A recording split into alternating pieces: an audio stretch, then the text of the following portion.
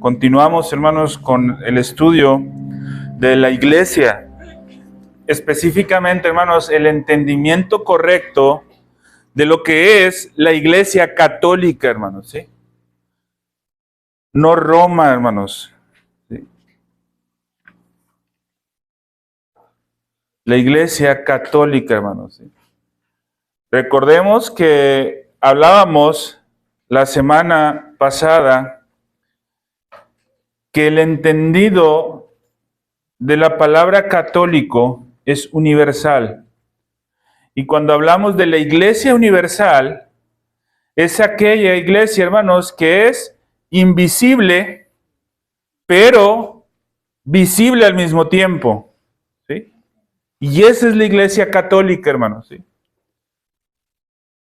Roma, hermanos, se ha adueñado de un término que es incluso contradictorio, hermanos, para ellos. Porque al ser universal, hermanos, no puede tener una sede que rija todo lo universal, hermanos. ¿Sí? Y su sede es Roma, hermanos. ¿Sí? Fuera de Roma, hermanos, no hay una sola iglesia romana, hermanos, que pueda hacer o que pueda tener libertad de hacer algo, hermano. De hecho, no sé si usted sabía, pero incluso ni siquiera el uso de las ofrendas son usadas, hermanos, para la congregación local que recoge. Entonces, es contradictorio en este sentido, hermano.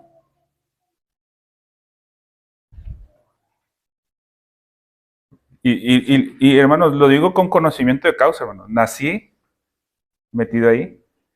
Fui misionero por 7 años, hermanos. Entonces, desconocimiento, hermanos, de la doctrina de Roma, no lo tengo, hermano. Es contradictorio, hermanos, el afirmar ser católicos cuando sus prácticas distan mucho de ese catolicismo, hermano. Pero, hermanos, estamos para estudiar lo que la confesión dice, hermanos, y aquello que rechaza, hermano. ¿Sí? Voy a hacer lectura, hermanos, de los artículos 3 y 4. Bueno, perdón, antes de continuar, hermanos, algo que me gustaría que tengamos todos bien en claro, hermanos, el por qué decimos esto, hermanos, ¿sí? Y es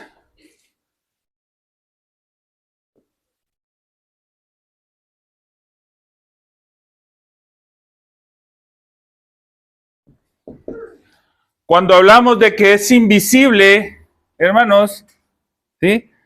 Hablamos no de que la iglesia no se pueda ver, ¿sí?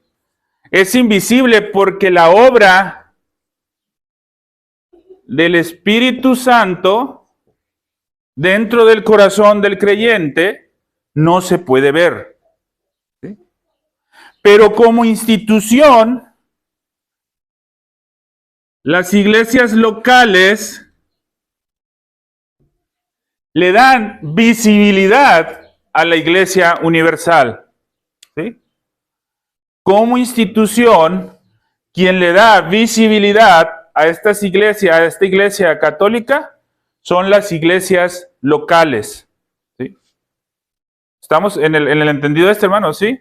Entonces, ¿la iglesia católica es invisible? Sí. ¿Por qué decimos que es invisible? Porque la obra interna del Espíritu Santo en el creyente no se puede ver.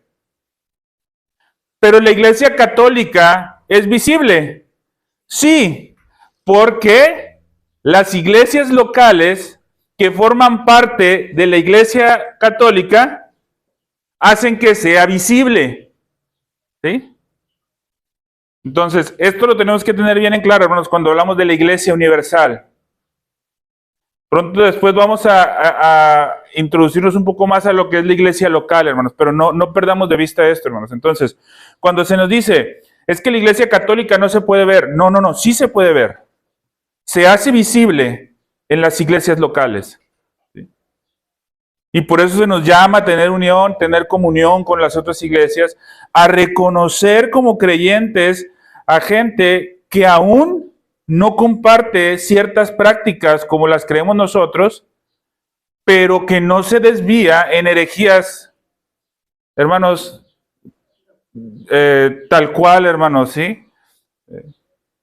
Tenemos que aprender a diferenciar entre el error y la herejía, hermanos. Entonces, esa es la clave, hermanos. Pero no negamos, hermanos, que haya otros que puedan tener diferentes prácticas que nosotros y son hermanos en la fe. ¿Sí?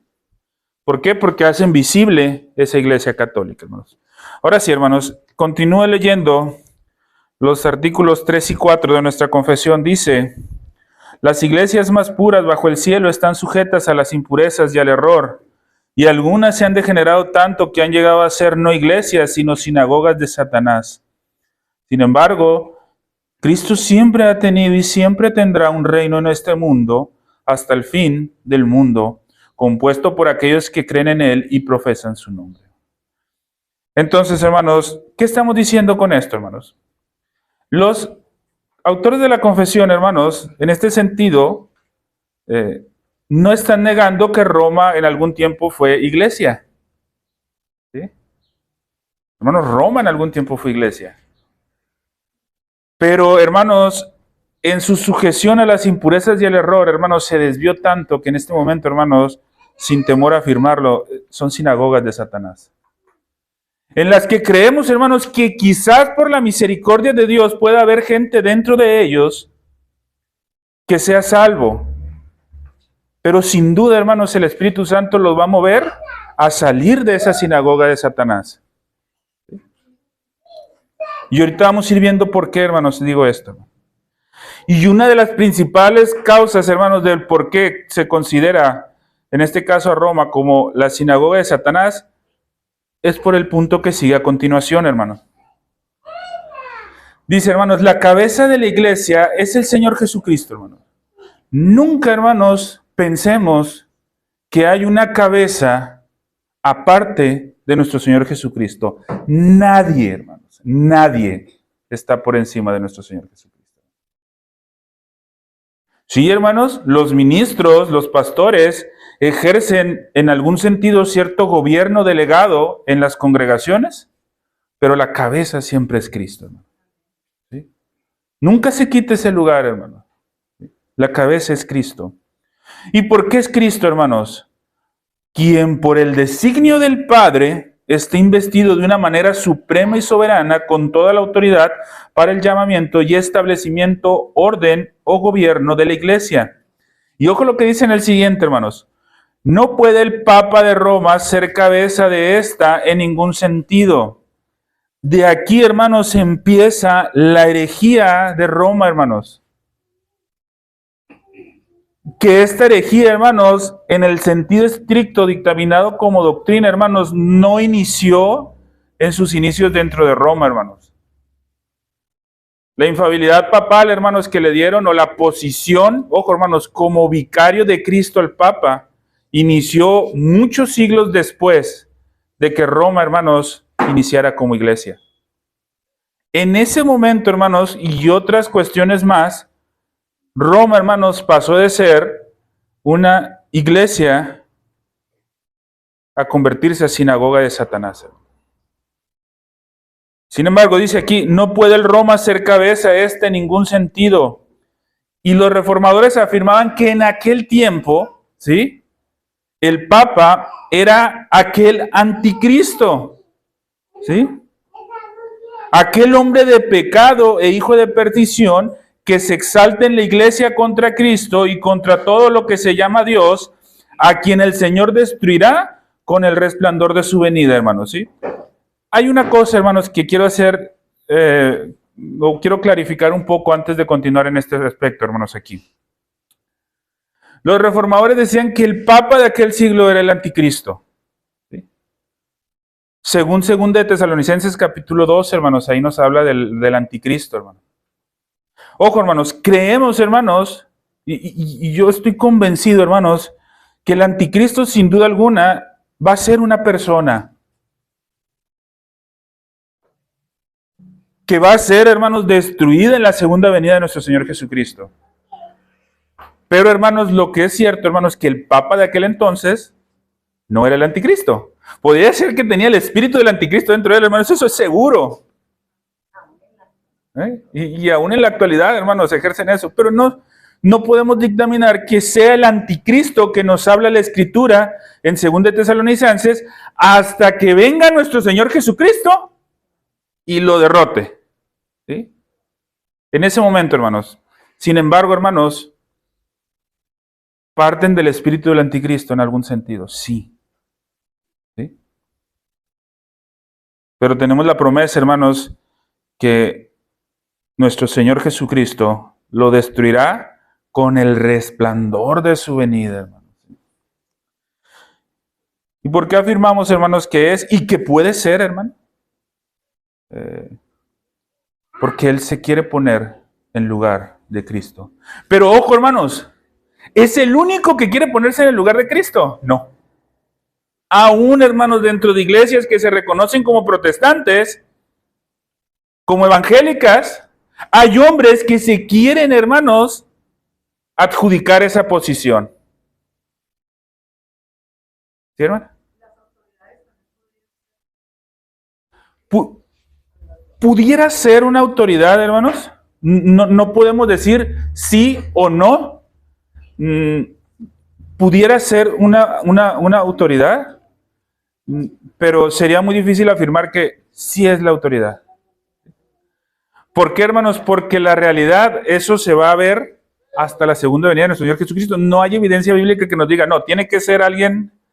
Lo que sí, hermanos, tiene que ser alguien que actúa en nombre de nuestro Señor Jesucristo, ¿no? Entonces, la autoridad que dice, no, yo no quiero nada con Dios, no quiero nada con eso, y yo quiero imponer mi autoridad, ¿sí? Lo que podemos inferir es que ese seguramente no es el anticristo. El anticristo va a ser aquel que va a querer venirse a poner en lugar de Cristo. ¿Sí? Algo similar, por ejemplo, lo que hacía Adolfo Hitler, hermanos. ¿Sí? Él sí lo hacía en ese sentido. ¿Sí? Entonces, pudiera ser, hermanos, pero no podríamos asegurar, hermanos, en ese sentido. Bien, hermanos, continuando, hermanos, decíamos que la Iglesia Católica Universal se compone del número completo de las partes. ¿Cuáles son las partes? Las iglesias locales. Y esas iglesias locales dan visibilidad al todo. Esta doctrina hace que nosotros, ¿sí?, podamos reconocer a otras iglesias locales que no necesariamente concuerdan en todo con nosotros. ¿Sí? Y nosotros tenemos, hermanos, la obligación de reconocerlos como iglesias. ¿Sí?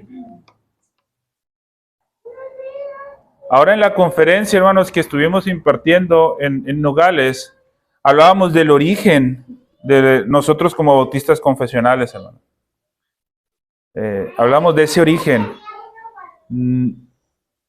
Aunque los bautistas particulares, hermanos, quienes redactaron esta confesión de fe que estamos estudiando, no estaban de acuerdo en ciertos aspectos con otros que creían hermanos y afirmaban ser hermanos de ellos, ¿sí? Lo que hacían era para que reconozcan que somos y creemos como ustedes. Tenemos ciertas prácticas que distinguimos, ¿sí? Entonces, esto es importante, hermanos, ¿sí? Que entendamos. Aunque nosotros podemos llegar a conclusiones muy diferentes con algunos aspectos, aún así las iglesias locales deben considerarse parte de la Iglesia Católica. ¿Estamos de acuerdo hasta ahí, hermanos? ¿Sí?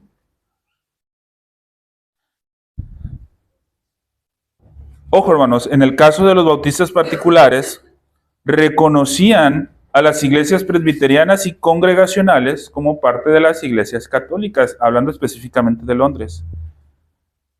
Pero eso no fue así, hermanos, con Roma. Eso no fue así, hermanos. A Roma sí se le rechazó.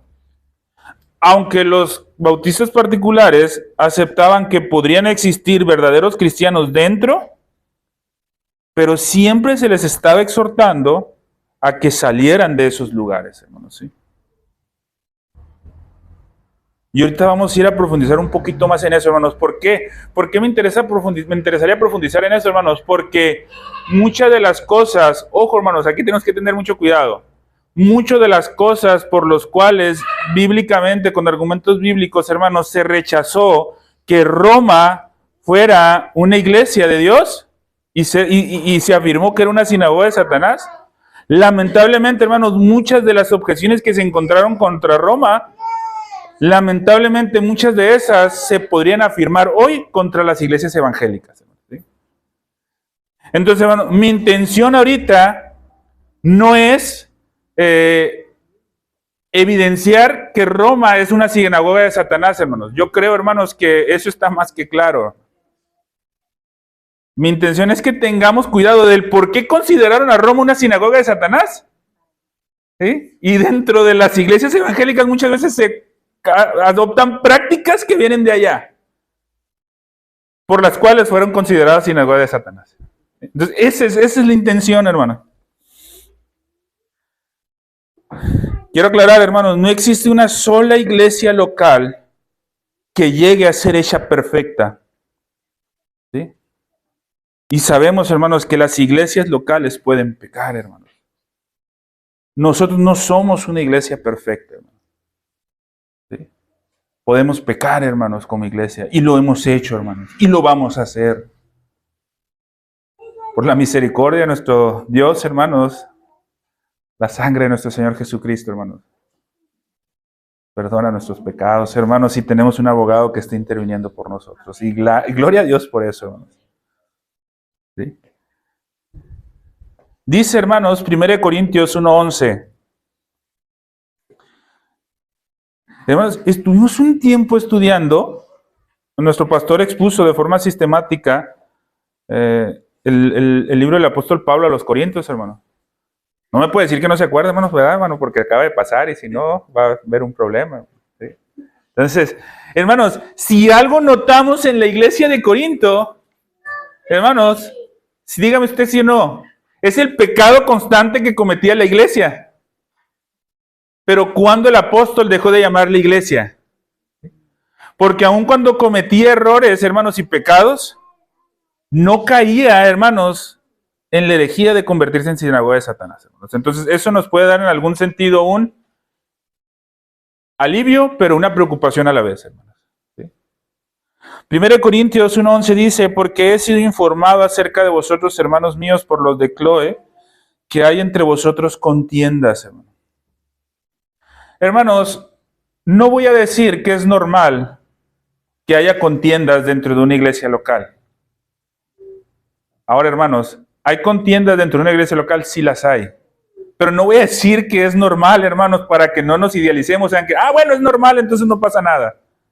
No, hermanos, ¿sí? No debería haber contiendas en las iglesias locales, hermanos. Por eso no afirmo que sea normal. ¿Sí? Porque muchos podrían llegar a afirmar, es que es normal que haya contiendas. No. ¿Sí? No debería haber contiendas, hermanos. Pero el apóstol Pablo estaba escuchando que había contiendas. Más adelante, hermanos, en el capítulo 5 de 1 Corintios, versículo 1 dice, de cierto se oye que hay entre vosotros fornicación, y tal fornicación, cual ni aun se nombre entre los gentiles, tanto que alguno tiene a la mujer de su padre. Otro pecado, hermanos, fornicación, hermanos. Ojo, hermanos, un hijo estaba teniendo intimidad con la esposa de su padre. Eso es muy delicado, hermano. Sin embargo, aún con eso, hermanos, se les sigue reconociendo como iglesia, hermanos, y no lo quiero normalizar, hermanos, vuelvo a hacer hincapié. No normalicemos eso. Está mal, no debe de ser. No es una justificación que se nos presente aquí para decir, bueno, si está pasando aquí, mira, se le perdonó a Corinto, pues ni modo. No, hermanos, no, nunca. En el 11:17 de 1 Corintios dice, pero al anunciaros esto que sigue, no os alabo, porque no os congregáis para lo mejor, sino para lo peor. Hermanos, qué tremendo esto, hermano. ¿Sí?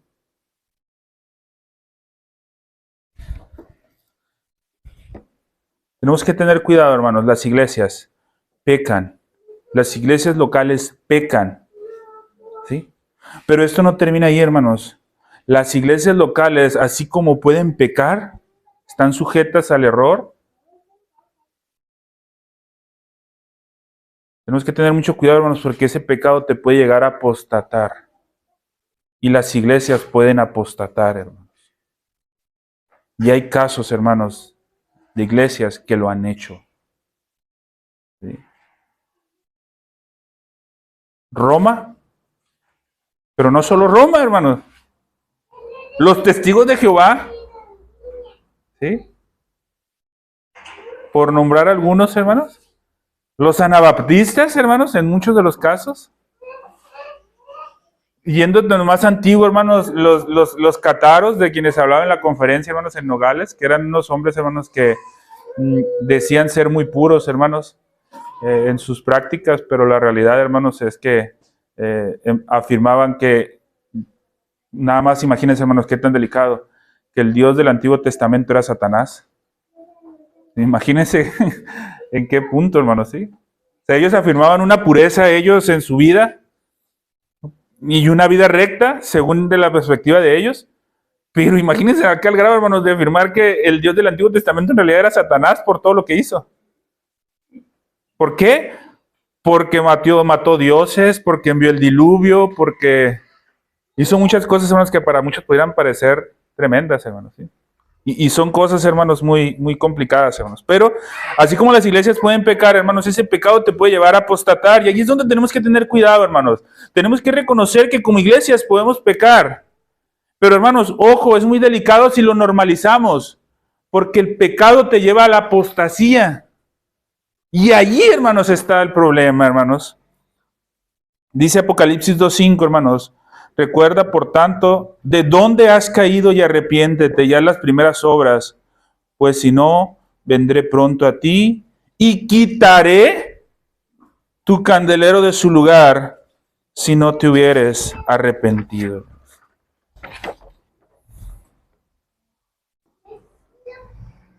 Es una advertencia, hermanos, contra la posibilidad de apostatar.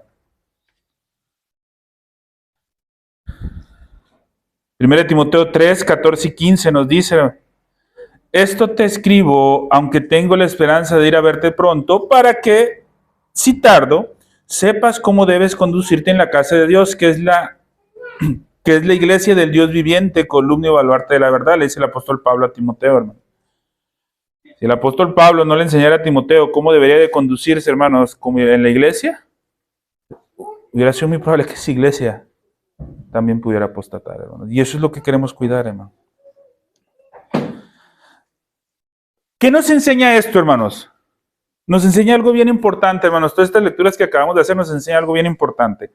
Debemos cuidar mucho de no seguir ciegos, ¿sí? O de no seguir cegados completamente los ejemplos de cualquier otra iglesia o de quienes lo dirigen, ¿sí? Debemos mantenernos todo el tiempo alertas contra cualquier pecado o apostasía colectiva, hermanos, porque ¿qué pasa, hermanos? A veces, hermanos, idealizamos a la iglesia primitiva. ¿Sí? Cuando la iglesia primitiva, hermanos, no era perfecta. De hecho, hermanos, doctrinalmente, fíjense lo que pasa, hermanos, cuando nuestro Señor Jesucristo estaba en la tierra y se estaba constituyendo la iglesia iba caminando así, ¿no?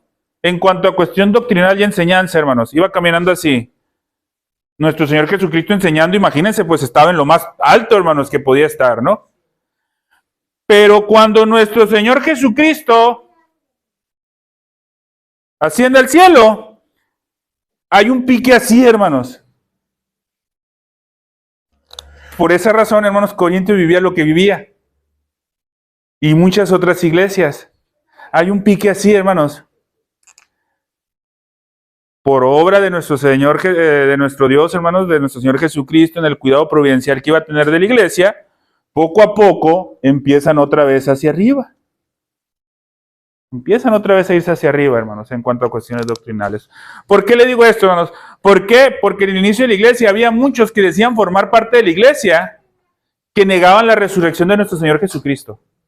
¿Sí? Entonces, doctrinalmente, ¿dónde quedaban? Hasta lo más bajo, hermanos. Aquel que niega la resurrección de nuestro Señor Jesucristo, hermanos, ¿podría ser considerado cristiano? No. Es un apóstata, hermanos. Y aquí había muchos que formaban parte de lo que se conocía como institucionalmente la iglesia, que negaban esto. Entonces, ojo, hermanos, había algunos que negaban que Cristo realmente era Dios. Voy a evitar decir nombres, hermanos, en este punto, pero hay muchos pastores muy conocidos de sana doctrina que empiezan a agarrar argumentos que rechazaron en este tiempo cuando decían que Cristo no era Dios. Hace unos días acabo de ver un video donde afirmaba uno de estos varones, hermanos, que no digo, hermanos, que no sean varones de Dios, hermanos, pero que tienen que tener mucho cuidado, porque si no se dan cuenta del error que están afirmando, pueden apostatar. Decía, es que en realidad, ojo, hermanos, yo creo que para los que estamos aquí esto quiero pensar, hermanos, que es fácil de entender que no es correcto. Decía, en realidad, nuestro Señor Jesucristo, cuando nació, solo era un hombre. Solo era un hombre. La realidad es que Dios no se encarnó en nuestro Señor Jesucristo, sino que era solamente ¿cómo se dice? Un recipiente donde Dios vino y habitó, pero no se encarnó. Hermano, dígame usted si eso no es totalmente incorrecto conforme a lo que hemos dicho, hermano. La semana yo hablaba con alguien y esa persona me dijo, es que fue Dios hasta el bautismo. Bueno, de hecho, las herejías, hermanos, que se refutaron en ese entonces, hermanos, dicen o afirman que hasta el momento del bautismo, así como dice hermana Saraí, fue que Dios, hermanos, bajó y habitó en esa vasija, en ese recipiente, pero sin encarnarse en nuestro Señor Jesucristo, hermanos. Y ojo, hermanos, hay pastores de sana doctrina, o bueno, que afirman tener sana doctrina, que creen esto. Muchos de la iglesia antigua, hermanos, afirmaban esto. Por la misericordia de nuestro Dios, hermanos, la iglesia universal, la iglesia católica, no Roma, actuó en contra de esto. Y dijo, no, todo aquel que afirme eso es un hereje. Es un hereje todo aquel que afirme eso. De hecho, dice la Biblia que todo aquel que niega que Cristo vino en carne es un anticristo. Exactamente, hermanos, sí. Entonces, es algo, hermanos, que es la realidad, hermanos, sí. Entonces, ¿a qué voy a esto, hermanos? Para que veamos el grado de declive doctrinal que existió en la iglesia primitiva. Ahora, hermanos, ¿tenían muchas prácticas litúrgicas muy buenas? Sí, hermanos. Porque prácticamente seguían un orden que los apóstoles estaban dejando. ¿Sí?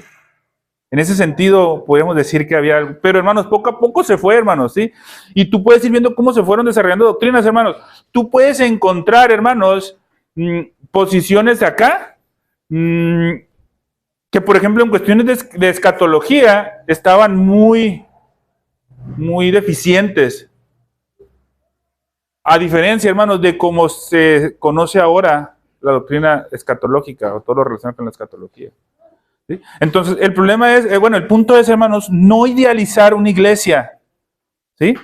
No idealizar una persona, ¿sí? No hacer las cosas porque fulanito lo hace y porque aquella iglesia lo hace, nosotros también hay que hacerlo. No, hermanos, ¿sí? De hecho, ¿qué estamos haciendo hoy los martes, hermanos? Estamos viendo, hermanos, estudiando el libro de cómo pues deberíamos adorar.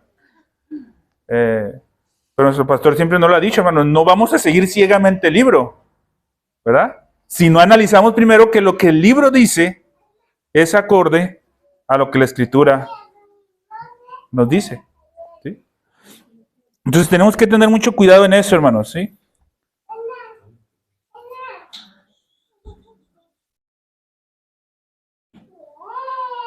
Mateo 16, 18, hermanos, ¿sí? El texto, hermanos, base que hemos estado usando para estudiar esto nos dice: y también te digo que tú eres Pedro, y sobre esta roca edificaré mi iglesia, y las puertas del Hades no prevalecerán contra ellos. Muchos podían decir: mira, la iglesia local no puede apostatar, porque aquí está esta promesa. Ojo, hermanos, esta promesa es para la iglesia católica, no es para cada una de las iglesias locales. Ahora, hermanos, en nuestras oraciones podemos clamar por esa promesa, hermanos, y pedirla para nuestra iglesia local. Sí podemos, hermanos, sí. Pero, hermanos, no hay la seguridad de que la iglesia no apostate. Clamamos a Dios, hermanos, porque eso nunca pase.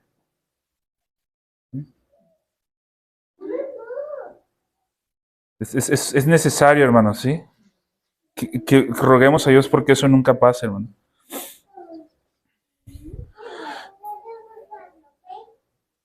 Hay un proceso, hermanos, de constante crecimiento en todas las iglesias locales.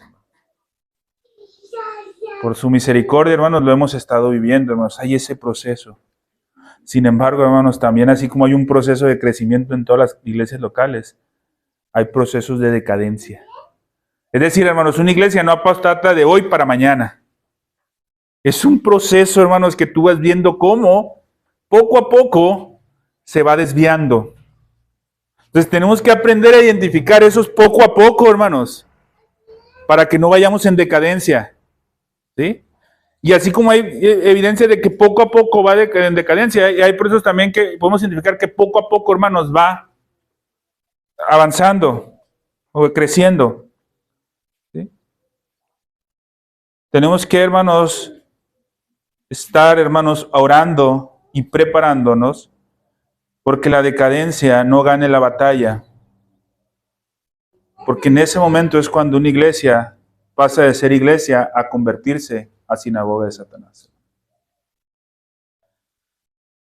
Y hermanos, una sinagoga de Satanás, ¿a quién tiene por enemigo?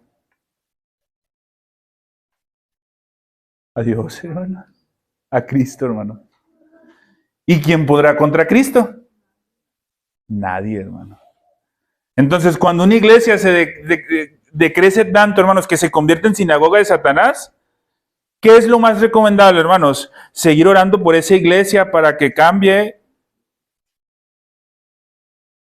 No, hermanos. Huir de esa iglesia, de ese lugar. ¿Por qué, hermanos? Porque nuestro Señor Jesucristo va a venir y va a destruir ese lugar. ¿Por qué, hermanos? Porque quiere decir que ese lugar, hermanos, despreció lo que en un principio sabía que era verdad. Ahora, hermanos, cuando vemos que esa iglesia va en decadencia, ahí sí, hermanos, tenemos que esforzarnos por exhortar, por orar, por pedir, por clamar a Dios que... Pero en el momento, hermanos, que ya está como sinagoga de Satanás, lo mejor, hermanos, es huir de ahí.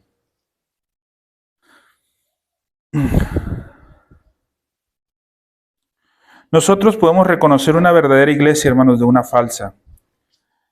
En que la verdad, hermanos, en la iglesia verdadera siempre va a enseñar, ¿sí?, que Cristo, en lo referente a la iglesia, no nos da libertad, hermanos.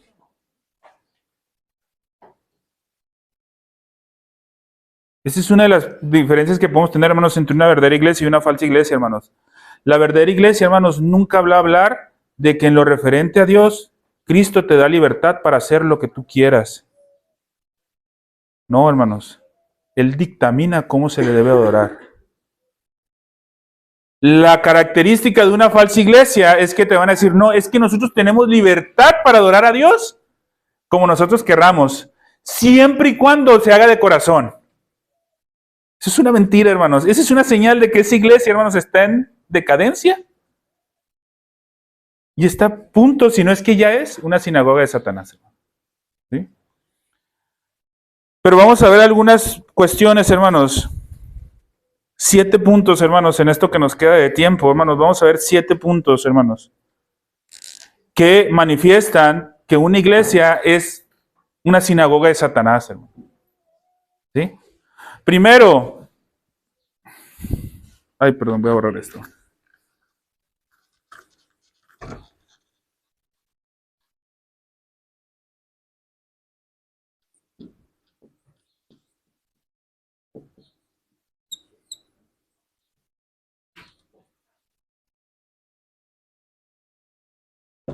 Primero, hermanos, una señal de que una iglesia se ha convertido en una sinagoga de Satanás es que una iglesia falsa tiene como, hermanos, cabeza principal a alguien que no es Cristo.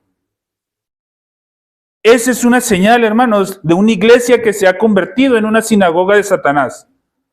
Alguien que tiene, hermanos, como cabeza principal, como un supuesto vicario de Cristo, a alguien que no es Cristo. Este alguien que no es Cristo, hermanos, puede ser el pastor, puede ser un líder de varias iglesias y seguramente, hermanos, es el Papa. Hermanos, dentro de Roma, hermanos, no permiten que ni una sola iglesia local haga algo contrario a lo que el Papa dice. Así está en la Escritura, hermanos. No hay forma de que alguien haga algo contrario a lo que el Papa dice, hermanos. ¿Sí? ¿Qué pasa, hermanos? El Papa dice, tenemos que aceptar tal como son a los homosexuales y no hablarles de que están en pecado, sino manifestarles amor. Y es obligación de que todas las congregaciones que forman parte de Roma hagan eso. Aquella que no lo haga, fácil, hermanos, el sacerdote de ese lugar es quitado de ese lugar. Inmediatamente. ¿Sí? Porque la cabeza es alguien que no es Cristo, hermano. De hecho, hace poco, hermanos, el Papa, entre todo el montón de locuras que ha dicho, afirmó que la Escritura tenía que actualizarse, porque los tiempos son distintos, hermano. Hermanos, ¿quién es el único, que sabemos que eso no va a pasar, hermanos, pero quién es el único que podría dictaminar si la Escritura tiene que actualizarse o no? Dios. Sabemos que eso no va a pasar, hermanos, pero si hubiera la posibilidad, el único que lo puede hacer, hermanos, es Dios.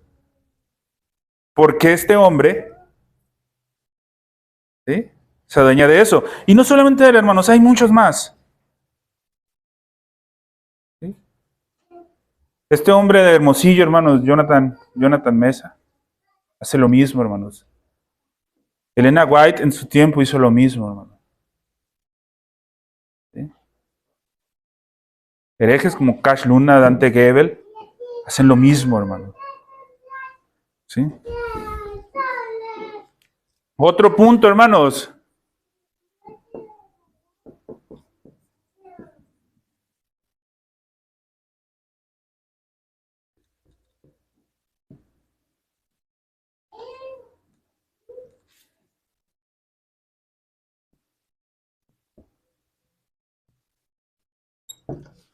El miembro de la iglesia, hermanos, son solo ciudadanos de un imperio.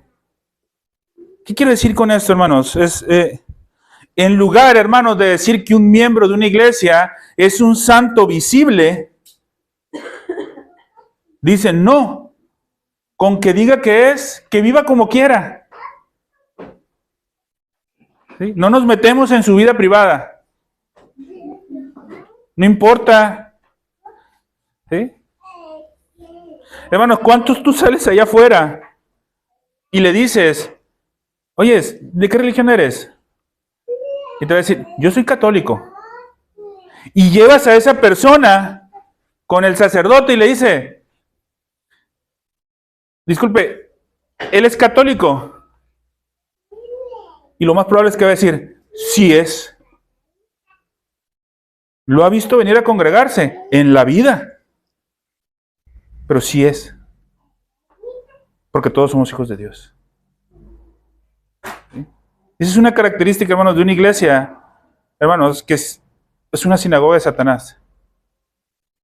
Considera como miembros a personas que no son santos visibles.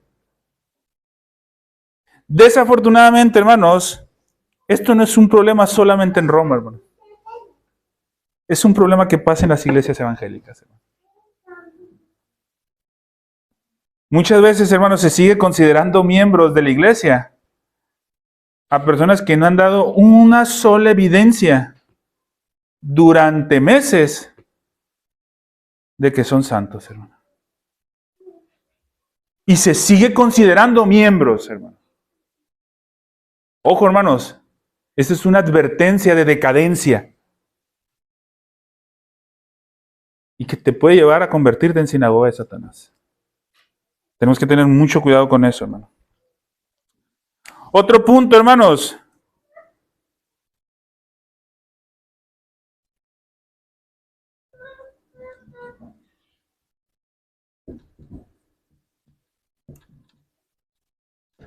El objeto de adoración es múltiple. Hermanos, ¿a quién debemos adorar solamente? A Dios. Hermanos, dime sí o no. En Roma, ¿a cuántos adoran, hermano? Y luego muchos hermanos dicen, no, es que hay que diferenciar, hermano. Aquel que está un poquito más metido en la doctrina, hermano, ¿sí? Aquel que sabe un poquito más de doctrina de Roma. No, hermano, es que hay que diferenciar. Le digo porque me lo han dicho, hermanos. Es que hay que diferenciar entre dulia y latria. La dulia es algo que es exclusivo para Dios. Y la latria, creo que es así, hermano. Y la latria es algo que se puede dar a alguien más. Pero no es lo mismo, no confundas. Pero hermanos, ¿tú los ves arrodillados delante de estatuas? ¿Pidiéndoles? ¿Clamándoles? Digo yo, eso no es adorar. Eso es adorar. No le cambies el nombre. ¿Sí? Dentro de las iglesias evangélicas, hermanos, muchas veces también pasa. No con estatuas. No me toques el grupo de alabanza. No me muevas el grupo de alabanza. No me quites los 40 minutos de alabanzas. Mejor quítale 10 minutos a la predicación, pero no me toques eso. Eso pasa, hermano. La música muchas veces se convierte, hermanos, la música por sí en un objeto de adoración, no en un medio para adorar. Sí encontramos la diferencia, hermanos. La música es, el canto congregacional es un medio para adorar, no es el objeto de la adoración. ¿Sí? Y tenemos que cuidar eso, hermanos. 5 puntos, el cuarto punto, perdón, hermanos. ¿Sí? El lugar.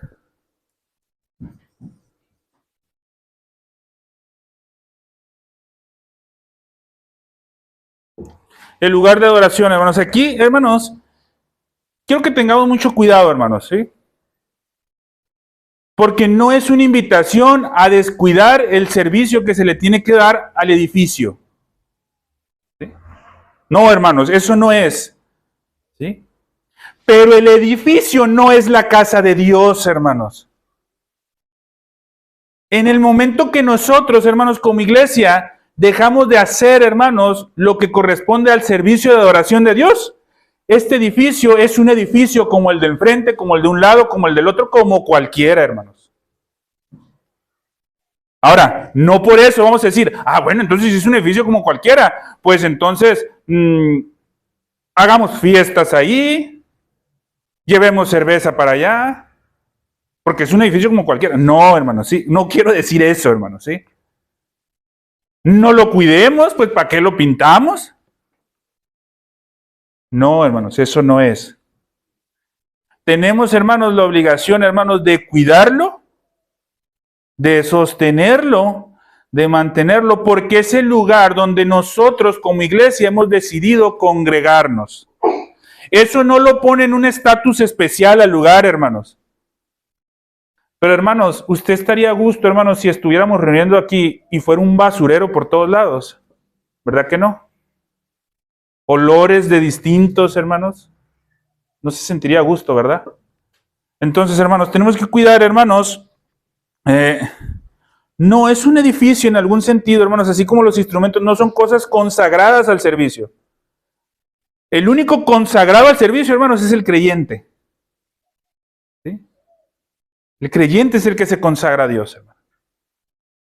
Si nosotros, hermanos, empezamos a consagrar, hermanos, edificios, ciertos artículos a la obra, lo único que estamos haciendo, hermanos, es convirtiéndonos poco a poco en una sinagoga de Satanás. Ahora, hermanos, ojo, en el Antiguo Testamento me va a decir, pero en el Antiguo Testamento sí lo hacían. Bueno, sí, pero era un tipo de lo que iba a ser el nuevo. Nuestro Señor Jesucristo vino y cambió eso. ¿Sí? Así como tenían en aquel tiempo, hermanos, un templo, un edificio consagrado para Dios, que dice, hermanos, que nosotros somos ¿qué?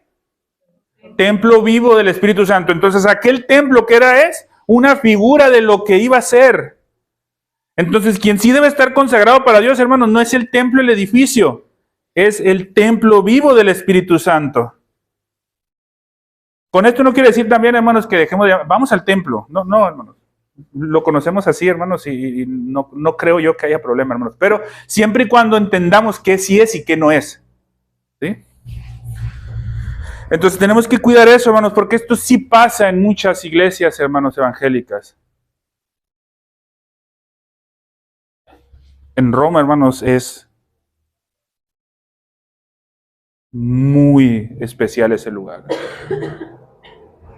De hecho, hermanos, anteriormente, hermanos, hoy ya no es tanto esa práctica, pero anteriormente, en Roma, no sé si a alguno de ustedes les tocó conocer esto, pero anteriormente tenían un lugar, un cuartito que le llamaban, ojo, hermanos, el lugar santísimo le llamaban. ¿Sí les tocó, hermanos, a algunos de ustedes conocer ese lugar santísimo? Ese lugar santísimo va a haber un cuarto cerrado donde solamente el Padre podía entrar. Nadie más, hermano. Lo tenían ese lugar así, hermanos, exclusivo. Hoy las iglesias, los locales de las iglesias de Roma, tienen ese lugar santísimo. Pero ya le permiten a la señora de limpieza entrar. Antes ni eso, hermano. ¿Sí? Ahora es como una cajita, ¿no? Hay unos que tienen cajas, hay unos que sí tienen un cuarto completo, ¿no? Pero hay algunos que sí tienen una cajita. Cuando son edificios más pequeños, por lo regular tiene esa cajita. Cuando son edificios más grandes, sí lo tienen. Siguiente, hermanos. Voy a ir un poquito más rápido para alcanzar a terminar, hermanos.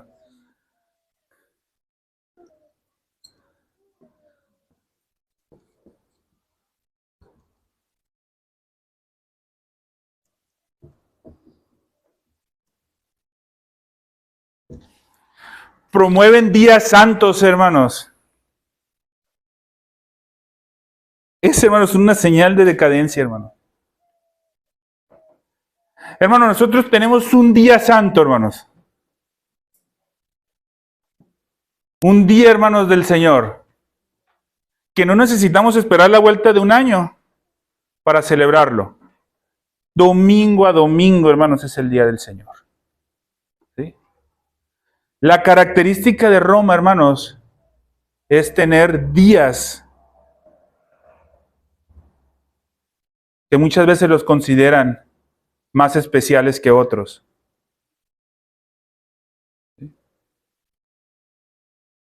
Hoy es tiempo de reflexión en estos días que estamos en esta semana. Esta semana es tiempo de reflexión, esta semana es de ponerte bien con tu compañero, con tu vecino.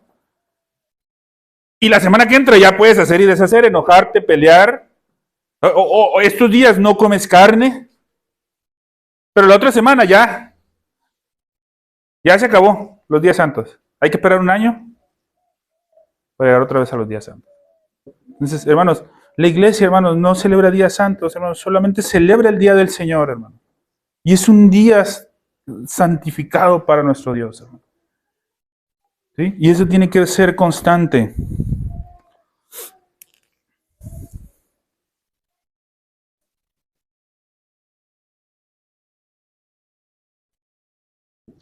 Sexto punto, hermanos, la liturgia.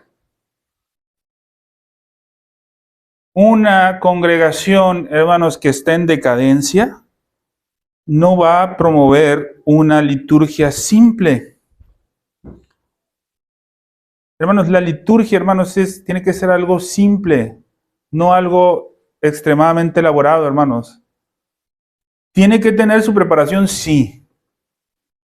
Pero, hermanos, no necesita ver circo, no necesita ver, hermanos, cosas más allá de lo que se pide, hermanos. Es algo simple, hermanos. Adorar a Dios es algo, hermanos, en el sentido simple, hermanos, de decir, hacer lo que se tiene que hacer nada más. No en el sentido simple de que no tiene importancia, hermanos. ¿Sí? En el sentido simple de que se tiene que hacer lo que se tiene que hacer y hasta ahí. Estamos estudiando los elementos, hermanos. Con eso ya. No tenemos que agregarle nada más, hermanos. No nos pensemos más sabios que Dios, hermanos, para enseñarle a Dios cómo debemos adorarle a Él. Y el séptimo punto, hermanos,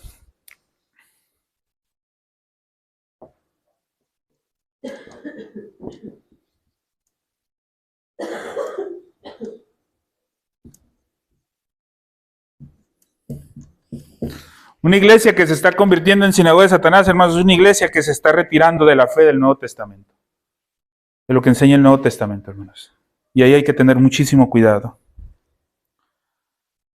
El artículo 4, hermanos, ¿sí?, funciona como una especie de transacción, o de transición, perdón, entre la doctrina de la Iglesia Católica y la Iglesia local. Sí, es el que hace el gancho, hermanos, la transición que hay entre el entendimiento de la doctrina de la Iglesia Católica y la Iglesia local. Por eso nos habla, hermanos, de que Cristo es el mediador, que ascendió y recibió el poder de su Padre, y hermanos, es expresado en el llamamiento y establecimiento, orden y gobierno de la Iglesia. ¿Sí? Nos dice, mira, Cristo, ¿sí?, es el designado por el Padre para ejercer gobierno de la Iglesia. Pero ese gobierno lo establece a través de un orden. ¿Sí?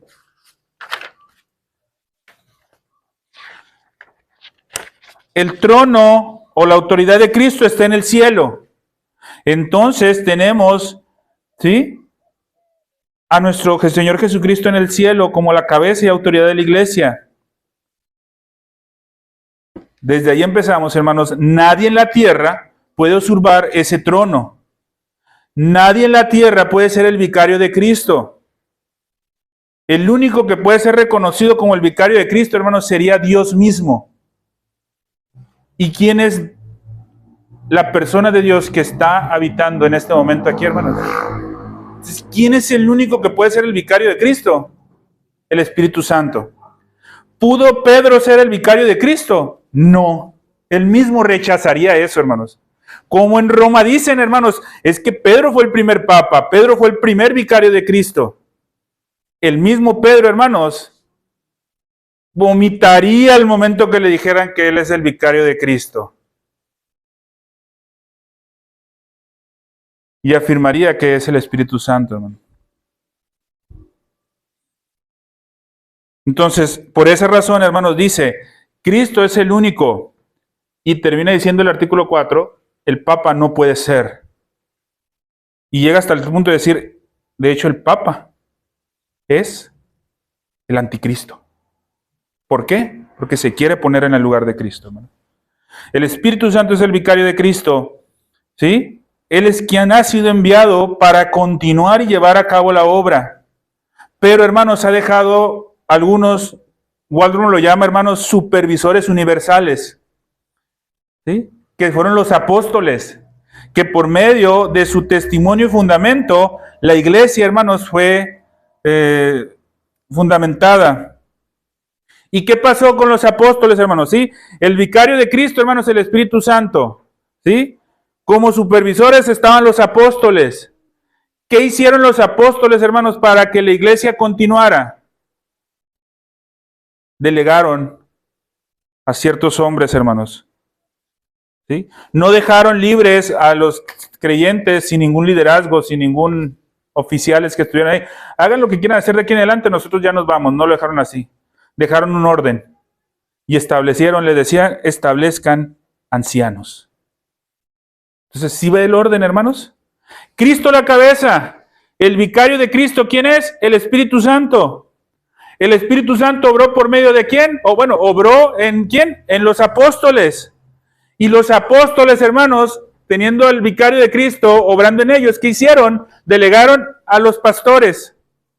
Entonces, te das cuenta que el pastor no es la cabeza es Cristo, pero la forma en la que Cristo establece su gobierno en la iglesia local es a través del Espíritu Santo en los apóstoles y los apóstoles a los pastores.